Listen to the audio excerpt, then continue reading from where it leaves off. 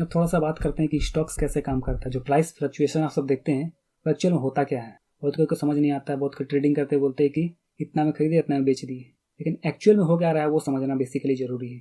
तो हम बात करते हैं कि एक कंपनी से स्टार्ट करते हैं। तो कंपनी कोई भी कंपनी रहता है, वो मान लेते हैं कि हम ही एक कंपनी स्टार्ट किए, तो हम क्या करेंगे कि हमको कुछ पैसे का ज़रूरत होगा। तो हम दो तरीके से पैसा उठा सकते हैं। सबसे पहला तो हम कर्जा ले सकते हैं जिसको हमको बाद में वापस करना होगा, या दूसरा तरीका है कि हम किसी प्रमोटर को खोजें। कहने का मतलब कि किसी कंपनी के मालिक को खोजें। अगर नहीं समझ में आया तो हम बोल देते हैं अभी के केस में कि हम स्टॉक मार्केट में लिस्ट करा रहे हैं ताकि हम मार्केट से पैसा उठा लें, जिसमें हमको वापस करने का कोई दरकार नहीं रहेगा, हमको पैसा वापस नहीं करना है। तो आप सब पूछेंगे कि जब पैसा वापस नहीं करना है तो जो पैसा दिया है वो कमाएगा कैसे। नॉर्मल सा बात है, वो दो तरीके से कमाता है कि जब कंपनी को फ़ायदा होता है तो डिविडेंड कंपनी देता है, एक फ़ायदा वहाँ वो होता है। दूसरा फ़ायदा होता है कि जब कंपनी का पैसे का वैल्यू मतलब स्टॉक्स का वैल्यू बढ़ता है तो उसको बेच के निकल सकता है बाहर। तो यहाँ ये दूसरा फ़ायदा होता है। समझ में आया? अब मान लेते हैं कि हमको पैसा उठाना था तो हम बैंक के पास नहीं गए, कहे कि हम बैंक का जो इंटरेस्ट होता है वो नहीं भरना चाहते थे। तो हम क्या किए, स्टॉक मार्केट में आ गए डायरेक्ट। हम पिछला जो एंजल इन्वेस्टर, वेंचर कैपिटलिस्ट और प्राइवेट इक्विटी पे नहीं जा रहे हैं, उससे भी फंडिंग उठाया जा सकता है। अगर आपको ये सब समझ नहीं आया तो आप छोड़ दीजिए, बस इतना समझिए कि दूसरा तरीका है पैसा उठाने का स्टॉक मार्केट। स्टॉक मार्केट में सारा कंपनी लिस्टेड नहीं होता है, बस वही कंपनी लिस्टेड होता है जो मार्केट से पैसा उठाया है। मार्केट से पैसा उठाया कंपनी यहाँ के लिस्ट होता है और उसका स्टॉक्स यहाँ ट्रेड होता है, मतलब उसका शेयर ट्रेड होता है। तो हम मान लेते हैं कि हम एक कंपनी स्टार्ट किए, मेरे पास 98 रुपये का एसेट था। हम बैंक के पास गए, हम उसको बोले, एक इन्वेस्टमेंट बैंक होता है, हम उसको बोले कि मेरे पास 98 रुपये का एसेट है, आप कैलकुलेट कर लीजिए। मे भी मेरे पास 98 रुपये का एसेट हो ना हो, या हम पैसे दे दिए बैंक को, ये कोई नहीं जानता। बस ये मान लिया जाता है कि हाँ उसके पास 98 रुपये का एसेट होगा। ये बैंक हमको बोल देता है कि सेबी से बात करता है कि हाँ इसके पास 98 रुपये का एसेट है। अब कैलकुलेशन किस तरीके का होता है हमको उस पर जाने का जरूरत नहीं है, हमको बस इतना समझना है कि 98 रुपये भले हो ना हो, मान लिया गया कि उसके पास 98 रुपये है। ठीक है, अब हम क्या करते हैं कि हमको 2 रुपये उठाना था मार्केट से, तो हम क्या करते हैं कि 2 शेयर इशू करते हैं। 1-1 रुपये एक शेयर का दाम है। ठीक है, तो हम 2 शेयर इशू किए, एक शेयर का दाम 1 रुपया, तो टोटल शेयर कितना हो गया 100। टोटल कंपनी पे 100 शेयर 100%, तो 1% पे एक शेयर हम मान लिए। समझ में? तो 100 शेयर इशू किए हैं, कहने का मतलब कि 100% है यहाँ पे, समझो। ठीक है, तो 1% तो हम 2% डाइल्यूट किए अपना, मतलब 1% दे दिए ए को और 1% दे दिए बी को। ठीक है, अब रियल लाइफ में देखे तो कोई भी कंपनी ऐसा नहीं है जो 98% अपने पास स्टॉक्स रखे और 2% मार्केट में रिलीज करे। नियम ये है कि 75% से ज़्यादा कोई स्टॉक्स नहीं रख सकता है।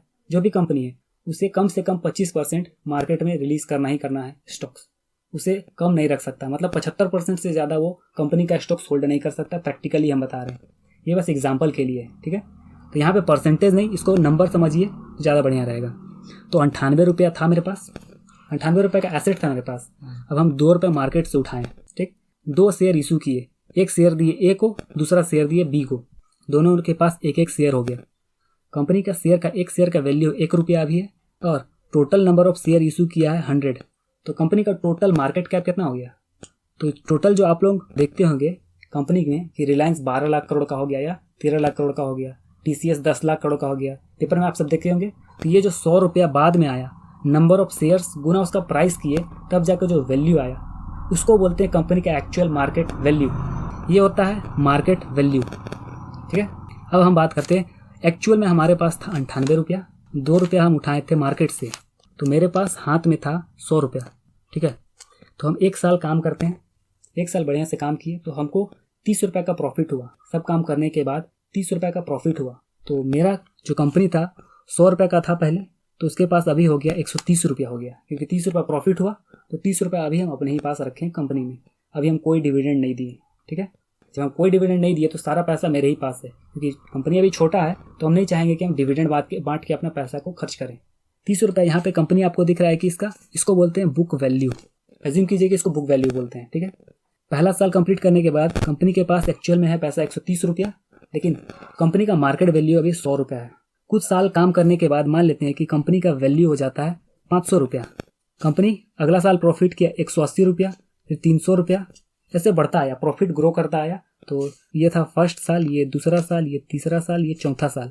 4 साल काम करने के बाद कंपनी के पास 500 रुपये का एसेट हो गया था। ठीक, तो कंपनी का 500 रुपये का एसेट था, तो पर शेयर का वैल्यू यहाँ पे लगभग 5 रुपया दिख रहा था।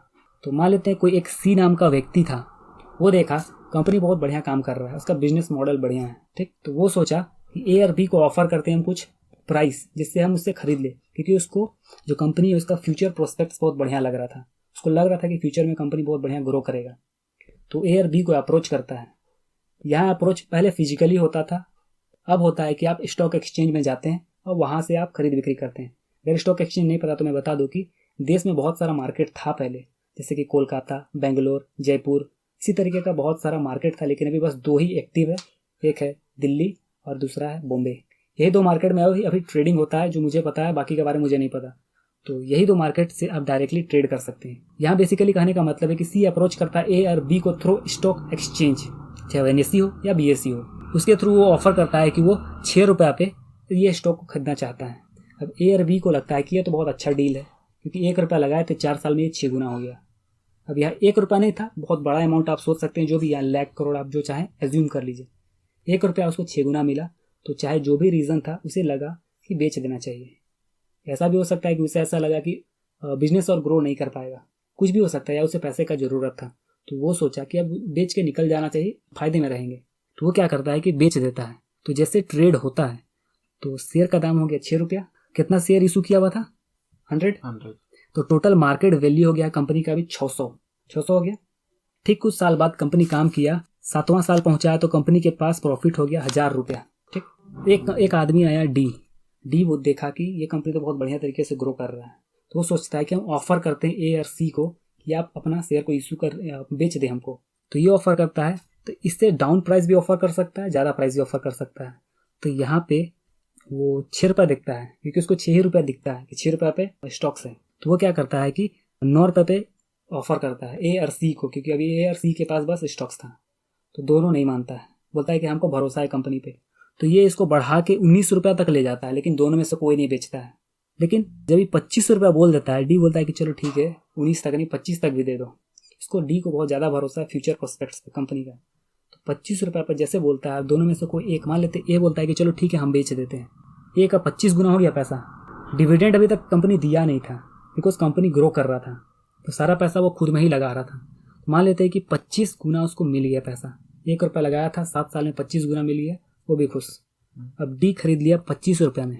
अब डी को ऐसा भरोसा था कि कंपनी ग्रो करेगा, भले करेगा नहीं करेगा वो बात का बात है, लेकिन उसको ऐसा भरोसा था। तो अभी कंपनी का टोटल वैल्यू कितना हो गया है? 25 गुना 100, 2500 हो गया। अभी कंपनी का जो एक्चुअल एसेट है वो 1000 का है, लेकिन चल कितना में रहा उसका मार्केट वैल्यू? 2500।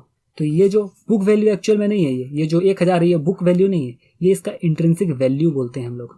एक्चुअल में जो इन्वेस्टर होते हैं वो इसका इंट्रिंसिक वैल्यू बोलेंगे, हम यहाँ बुक वैल्यू पर समझाने के लिए बोलेंगे, ठीक है। इंट्रिंसिक वैल्यू होता है कि एक्चुअल वैल्यू, किसी भी कंपनी का हम लोग एक्चुअल वैल्यू निकालते हैं, वो होता है इंट्रिंसिक वैल्यू, समझ में आया? और कुछ सालों में ये चला जाता है 2000 पे, इसका प्रॉफिट ग्रो करता है 2000 पे चला जाता है जब 10 साल होता है कंपनी का तब। तो यहाँ पे एक ई नाम का आदमी रहता है, वो देखता है, वो सोचता है कि ये कंपनी बहुत बढ़िया है, तो वो इसको और ज़्यादा ऑफर करता है प्राइस, क्योंकि कम प्राइस ऑफर करेगा तो ये बेच भी सकता है, नहीं भी बेच सकता है। ने भी इसको 20 ऑफर किया, तो ये बोला कि हम क्यों बेचे, क्योंकि हमको तो पता है कंपनी ग्रो करने वाला है। तो इसको 30 ऑफर करता है, 40 ऑफर करता है, 50 तक ऑफर करता है, तो 50 में डील हो जाता है। तो 50 से पहले जब 50 देखता है ना, तो सी को लालच आ जाता है, जो भी रीज़न हो।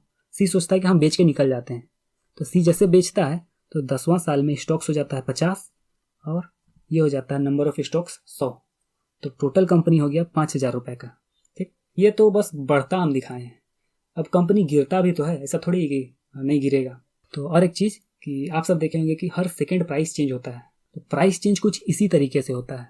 प्राइस चेंज मान लेते हैं कि कोई आदमी यहाँ पे FGH करके कुछ आदमी होता, वो बोलता है कि हम 25 रुपये 10 पैसा में खरीदेंगे तुमसे, या 24 रुपये 90 पैसा में खरीदेंगे। अगर बिक्री हो जाता तो फिर उसका प्राइस वैसे फ्लक्चुएट होता। समझ में आया? नहीं समझ आया तो फिर से बताएंगे। समझ में आया कि नहीं?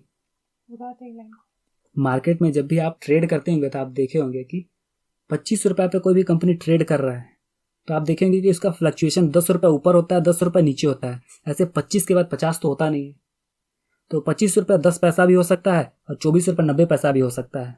तो यहाँ पे होता यह है कि कोई एक, यहाँ तो 2 ही शेयर इशू किए थे ना, तो यहाँ करोड़ों करोड़ आदमी रहता है जिसके पास शेयर रहता है। तो कोई एक आदमी बेच देता है, तो जैसे बेचता है तो मान लेते हैं 24 रुपया 90 पैसा में कोई आदमी बेच देता है, तो खरीदने वाला भी होना चाहिए।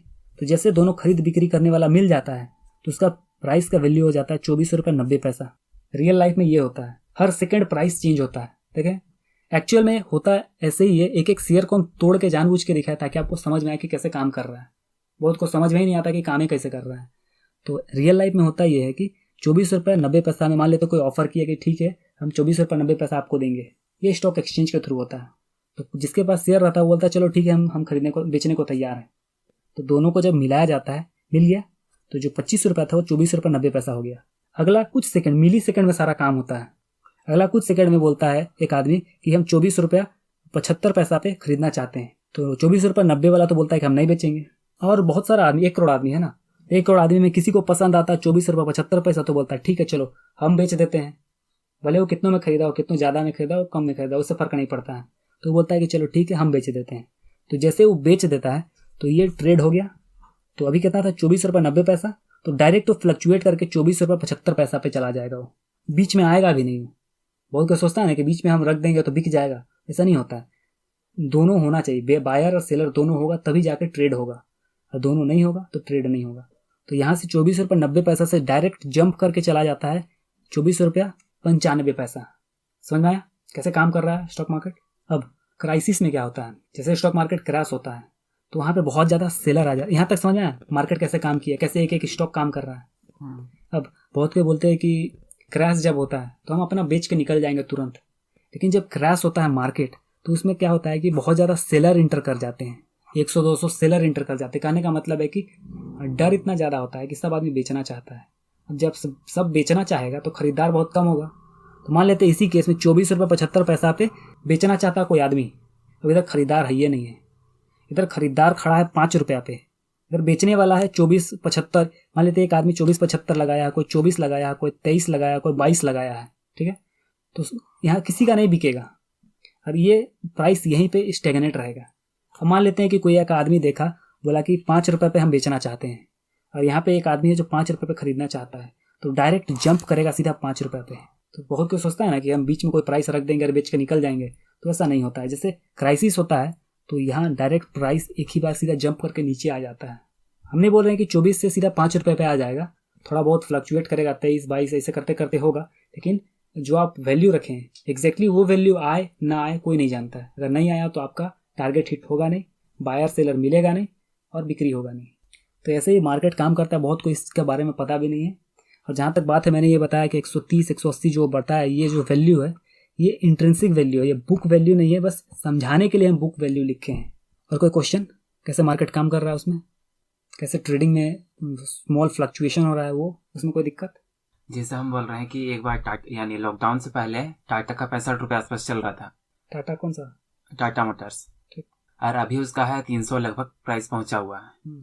और हम बेचना चाहेंगे और हमको कोई सेलर नहीं मिलेगा तो यानी मेरा नहीं बिकेगा स्टॉक। चाहे 300 रुपया है तभी हम नहीं बेच सकते हैं। नहीं, यानी सेलर हमको खोजना होगा तभी बिकेगा। हाँ, तुमको नहीं खोजना होगा, मतलब आपको नहीं खोजना होगा। वो स्टॉक एक्सचेंज में आप लिस्ट कीजिएगा कि हमको इतना में बेचना है, अगर सेलर मिल जाता है तो बिक जाएगा।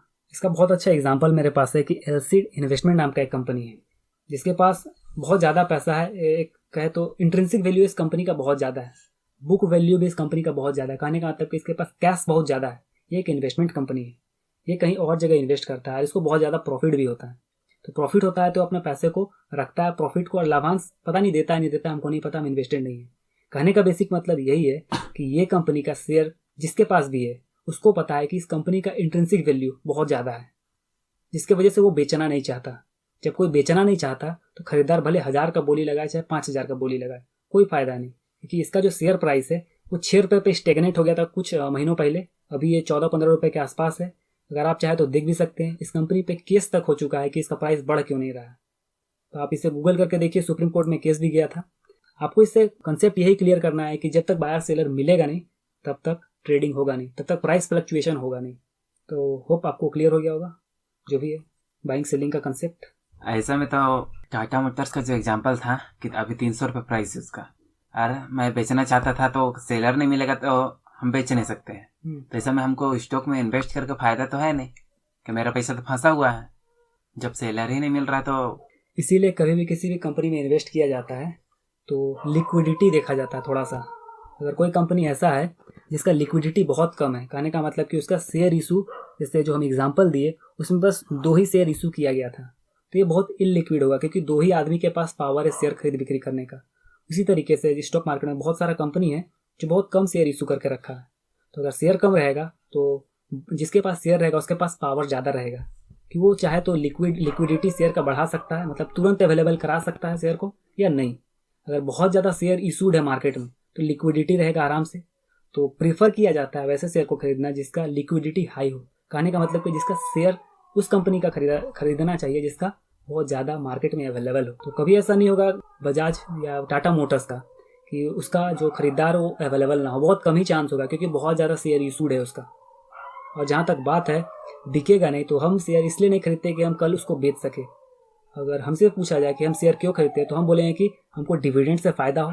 अगर डिविडेंड कंपनी नहीं भी दे रहा है तो कंपनी का जो वैल्यू बढ़ रहा है वो बढ़ता रहे क्योंकि हम उसका मालिक है। कंपनी का वैल्यू बढ़ेगा तो कहीं ना कहीं मेरा वैल्यू बढ़ेगा, आज नहीं तो कल वो रिफ्लेक्ट होगा ही होगा उसके वैल्यू पे। तो आज डिविडेंड भले नहीं दे रहा हो लेकिन बाद में दे देगा। हमको अच्छा लगे, जैसे कि वॉरेन बफेट बोलते हैं कि आज हम कोई स्टॉक खरीदे और अगला 10 साल तक बंद हो जाए मार्केट तो हमको कोई फर्क नहीं पड़ता क्योंकि हम उसको 1 साल 2 साल के लिए नहीं खरीदें, 10 साल के लिए खरीदें, 10 साल बाद बेच देंगे। 1 दिन 2 दिन के लिए खरीदना ये ट्रेडिंग के पर्पज से ठीक हो सकता है, लेकिन अगर इन्वेस्टमेंट के पर्पज से देखा जाए तो ये ठीक नहीं है। और कुछ 10 साल बाद बिक जाएगा, 10 साल बाद बिकेगा नहीं बिकेगा ये डिपेंड करता है उस कंपनी के हिसाब से। ऐसा जरूरी नहीं कि बिक जाएगा हम बोल दे, बिक भी सकता है नहीं भी बिक सकता है। कंपनी का वैल्यूएशन सही है, मतलब कंपनी का बिजनेस सही है। मान लेते हैं कि कंपनी 100 रुपये का है और कंटिन्यूस 1% 2% डिविडेंड दे रहा है और कंपनी मान लेते हैं बिकता नहीं भी है, फिर भी 1-2% कंटिन्यूस हमको पैसा मिल तो रहा है। अगर गलती से मान लेते हैं बिका नहीं तो कंपनी इतना बढ़िया है कि वो कंटिन्यूस ग्रोथ ट्रेंड में है, आज नहीं तो कल उसका वैल्यू बढ़ेगा ही बढ़ेगा। एग्जाम्पल के लिए देखें तो बहुत सारा कंपनी ऐसा होता है जो 6 साल 7 साल तक कंटिन्यूस डाउन ट्रेंड में रहता है। कहने का मतलब कि अगर 100 रुपये पे उसका वैल्यू है तो उसी के आसपास वो घूमता रहता है 6 साल 7 साल तक। उसके बाद जब इंसान देखता है कि इस कंपनी का वैल्यूएशन अच्छा है, हर कंपनी एलसीडी इन्वेस्टमेंट की तरह नहीं होगा, वो एक एक्सेप्शनल कंपनी है। आप उसको एज अ कंपेरिजन मत लीजिए अदर कंपनीज के साथ, बस एक बता रहे कि बहुत अच्छा कंपनी भी 6-6 7-7 साल एक स्टेगनेट वैल्यू पे रहता है, 100 तो 100 के पास ही घूमता रहेगा। लेकिन जब मार्केट एंटिसिपेट करना शुरू करता है उस कंपनी को कि हाँ इसका मार्केट वैल्यू ज़्यादा होना चाहिए क्योंकि एक कंपनी बढ़िया परफॉर्म कर रहा है, डिविडेंड दे रहा है, भले डिविडेंड दे ना दे, ग्रोथ इसका बढ़िया है, आगे जाके बहुत बढ़िया काम करेगा, तो मार्केट उसको उसका डिमांड बढ़ जाता है। जैसे डिमांड बढ़ेगा उसका प्राइस फिर अचानक से बढ़ जाता है, ऐसा देखा जाता है। और कोई क्वेश्चन?